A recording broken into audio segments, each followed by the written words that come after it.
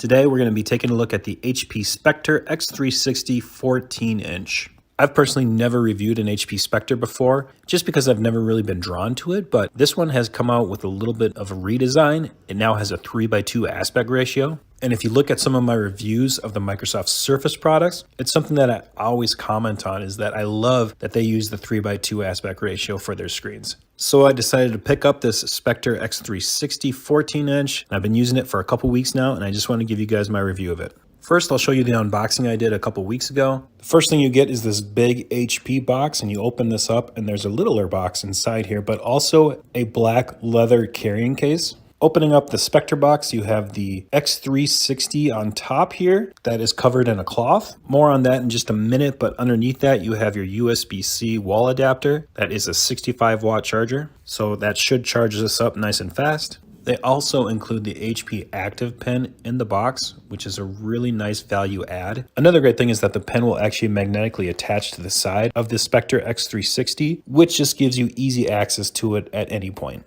There are a couple different models of the Spectre X360. The one I have and that I am reviewing is the Intel Core i7 with 1 terabyte of Intel SSD plus 32 gigs of Intel Optane memory, and it has 16 gigs of DDR4 RAM. They call this color Nightfall Black. It's more of a slate or a charcoal color in my opinion, and it has that nice shiny gold accents to it. It's kind of a flashy little computer. It might turn heads a little bit. You also have the option to go with a Poseidon Blue or just a straight silver. Honestly, in hindsight, I might have just gone for the straight silver. While I really like this Nightfall Black, it does pick up fingerprints really easily.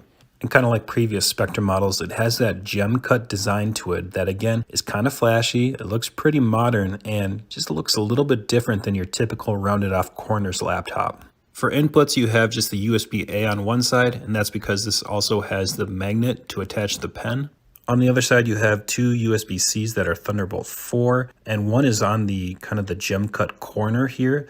That is kind of nice. It helps separate them a little bit, and it keeps the cord tucked in the back if you're going to use this port for charging. You also have a 3.5mm headphone jack, and then a micro SD card reader on this side. Opening this guy up, you have that beautiful 3000 by 2000 OLED display, not quite 4K, but still just a beautiful display. Again, 3:2 aspect ratio. And that ratio just gives you a little bit more vertical screen space to work with. So things like viewing a web page, working in Excel, Word, Photoshop, anything like that just gives you a little bit more viewing space on the top and bottom, which is very welcome. The downside for some people with a 3:2 aspect ratio is that when you're viewing a video that is typically shot in a 16:9 format, you're going to have pretty big top and bottom black bars on the screen, but I really don't mind that personally. HP quotes this at 400 nits of brightness, which is plenty bright enough to use indoors in almost any sort of lighting. Taking this outdoors, it does have an anti-reflective coating. However, again, this is still a glass panel. It's going to have some reflection. 400 nits is bright. It's not the brightest, but overall, I think you can use this outside, just not in direct sunlight. And with this being an OLED panel, the colors are just super bright. They're super vibrant. There's a great contrast ratio. The blacks are blacker, the whites are whiter. Everything just looks great on this panel. Taking a look at the keyboard deck here, overall, I love this keyboard. They did do a few interesting design implementations here that I want to point out. First is the fingerprint scanner. There is a fingerprint scanner on this device. There's also Windows Hello facial recognition, so you can choose between those if you'd like. The interesting thing is where they put it. They actually removed the right control button and put the fingerprint scanner right on the keyboard. Just kind of an interesting place to put it. Typically, you see it just to the right of the trackpad or up on top closer to the screen or on the power button. I typically don't use the right control key anyway, so this isn't a huge deal for me, but for someone that does typically use that, just something to take note of. Another interesting thing is that the power button is actually right above the backspace key and to the left of the delete key. For someone that uses muscle memory to type, this can lead to a lot of accidental presses. The keyboard itself feels great, and honestly, this is one of my favorite keyboards I've ever used.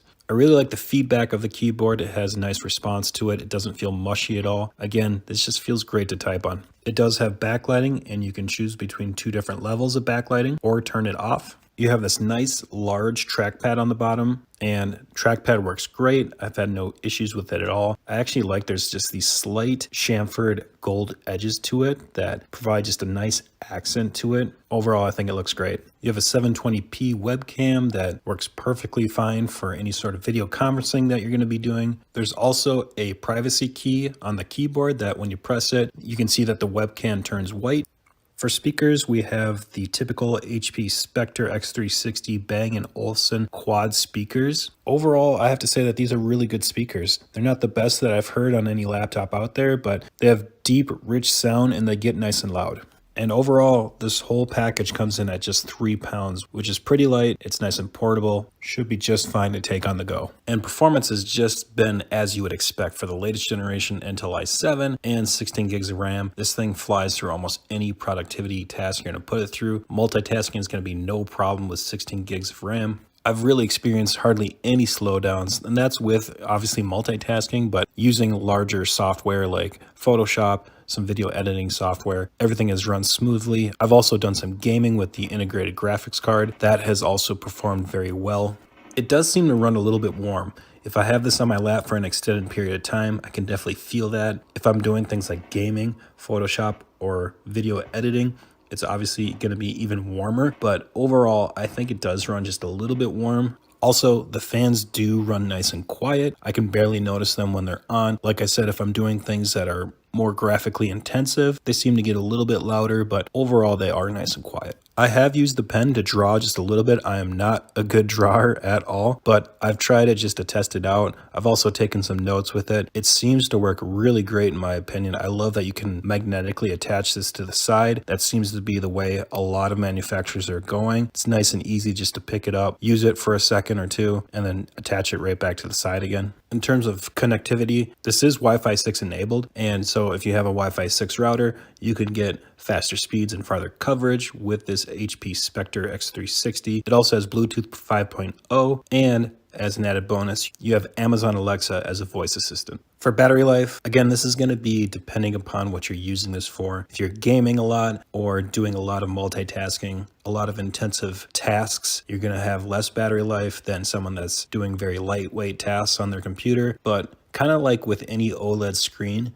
you're not going to get the best battery life compared to like an IPS or LCD panel. I am currently with my day-to-day tasks, which is just some productivity stuff, some work stuff, a little bit of video editing, maybe a little bit of Photoshop, watching some videos and that sort of thing. I'm getting about 6 hours of battery life, which isn't terrible, but it's also not great. What I will say is that if you're planning on taking this on the road, you're probably going to want to take your charger because it's going to be tough to get 8+ hours of usage on this unless you have it on extremely low settings. Overall, I think this is one of my favorite PCs I've ever used, to be completely honest with you. The combination of performance along with this beautiful OLED screen, 3:2 aspect ratio, and just a nice modern design. You also get that 2-in-1 form factor, so you can flip this around and use it as a tablet, which is perfect for artists or people that draw or love to take notes, for people that want to stand this up and use it to watch content or videos. The only true weakness that I see in this device is the battery life. Again, it's not awful, but it's definitely on the lower end of the ultra portable laptops out there. But the trade-off is that you do get this beautiful OLED display.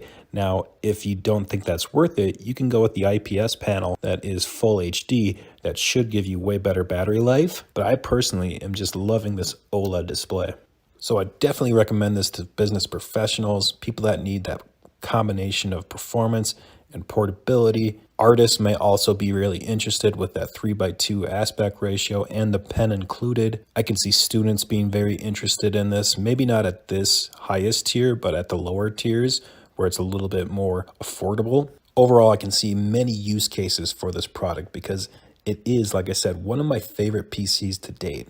So if you're interested, I'll put a link in the description below. Check it out there. If you like this video, press that like button. I really appreciate it, guys. It means a lot to me. Also, consider subscribing. If you like this video, I got a lot more content coming out soon. So press that subscribe button and come back for those. If you have any questions or if I didn't cover anything, leave them in the comments below. I promise I'll get to them. Thanks again, guys. I will catch you.